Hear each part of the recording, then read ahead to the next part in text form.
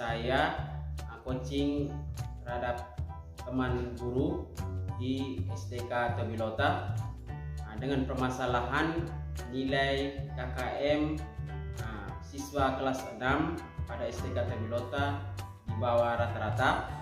Untuk itu saya sebagai calon guru penggerak angkatan 6 Kabupaten Flores Timur melaksanakan tugas demonstrasi kontekstual pada modul 2.3 coaching untuk supervisi akademik.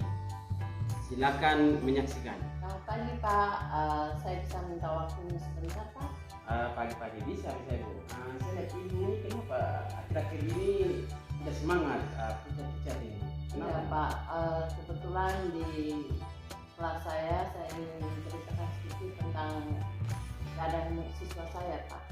Oh ya, bagaimana keadaan siswa ibu bagaimana di kelas? Saya melihat akhir-akhir ini nilai anak-anak makin menurun Pak. Mungkin juga karena pembelajaran di kelas atau media atau yang saya gunakan Pak. Jadi saya mau mohon bagaimana solusi untuk jalan keluarnya untuk anak-anak saya kali berikutnya. Oh ya, itu kira-kira kenapa sampai ibu punya anak-anak ini nilainya bisa rendah gitu? Yang pertama saya pikir itu mungkin juga dari siswa itu anak belum bisa untuk meluangkan waktu untuk belajar Pak. Oh ya, berarti meluangkan waktu untuk belajar. Kira-kira apa lagi yang menyebabkan mereka punya nilai bisa jatuh gitu?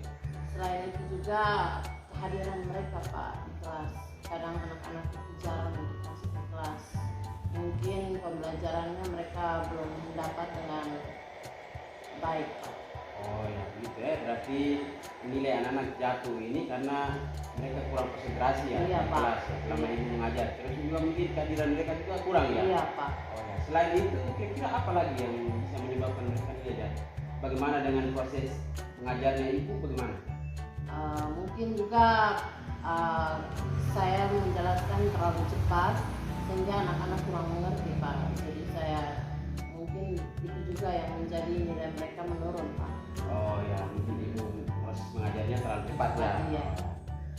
Terus kira-kira kalau ibu beri rentang nilai atau skala nilai dari proses yang pengajar ibu buat di kelas ini, kira-kira dari poin 1 sampai 10 itu, kira-kira ibu punya tujuan untuk mencapai supaya anak-anak bisa fokus lagi, nilai-nilai mereka bisa tinggi, itu kira-kira ibu bisa kasih poin berapa? Kalau untuk anak-anak saya biasanya saya kasih dengan poin sekitar 8 Pak. Oh 8 ya, berarti nanti target ibu harus sampai 8 ya? 8. Oh ya, kira-kira itu apa yang menjadi strategi ibu untuk mencari jalan keluar seperti ini sehingga anak-anak punya nilai juga bisa tinggi? Kalau dari saya strategi yang saya pakai untuk sekarang saya lebih meluangkan waktu, mungkin di waktu istirahat saya menggunakannya untuk menjelaskan beberapa mata pelajaran yang mereka merasa ketinggalan Pak. Oh ya, selain itu kira-kira apa lagi? Selain itu juga saya sering memberi motivasi kepada mereka agar mereka terus belajar dengan memberikan les privat Pak. Oh ya, berarti ibu mencari waktu luang, mengajar mereka di saat waktu luang, terus mencari ada les privat lagi ya? Privat, ya. Terus kira-kira selain dua strategi tadi, mungkin kiraan ibu seperti apa? Kira-kira mungkin dalam proses pembelajaran itu, ini kan belajarnya mengajar tentang anak-anak SD, Iya. berarti mungkin anak-anak kurang fokus. Kira-kira cara media, ada media ajar apa yang mungkin belum pas? Kira-kira apa? Iya Pak. Untuk media yang saya gunakan mungkin kurang lengkap. Contohnya pada gambar atau alat peraga yang digunakan pada saat mengajar itu mungkin tidak pas dengan tema yang diajarkan. Jadi mungkin anak itu belum bisa mengerti di situ Pak. Jadi strategi ibu salah satunya juga nanti mengajarnya pakai alat peraga alat yang peraga menarik yang ya. menarik yang dapat menarik minat anak Iya. untuk belajar. Baik. Kira-kira coba saya simpulkan tadi bahwa nilai anak-anak ibu jatuh karena tidak sesuai dengan KM karena mungkin anak-anak ini kurang aktif di kelas. Iya, Pak. Satunya juga mereka tidak kurang hadir ya, kurang hadir Kehadiran mereka kurang di kelas. Mungkin juga proses pembelajaran ibu, cara mengajar ibu mungkin kurang menarik. Nah, baik. Rencana-rencana tadi ibu sudah sampaikan bahwa mungkin nanti ibu berikan satu waktu, mencari waktu luang untuk mengajar mereka untuk kendala mereka di les privat ya. Terus juga ibu punya niat untuk bisa membuat alat peraga yang menarik. Ya, bagi mereka. Terus kira-kira siapa yang ibu merasa bahwa nanti akan bisa membantu ibu dalam menjaga komitmen ibu seperti ini? Yang saya harapkan itu yang pertama kepala sekolah sebagai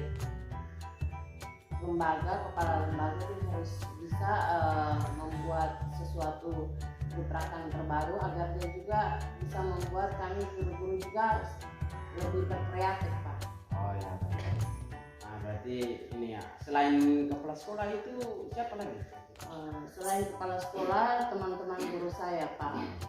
Itu yang saya mengharapkan mereka lebih mendukung saya untuk melanjutkan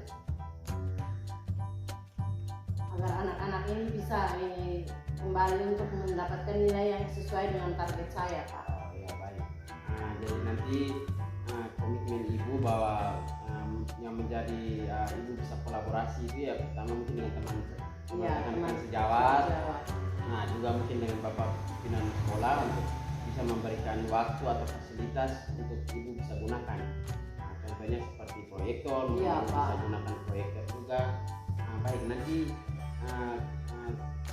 saya akan coba untuk bisa kita buat pendekatan dengan bapak kepala sekolah untuk bisa sama-sama mencari jalan keluar ini, dan ini ibu sudah komitmen untuk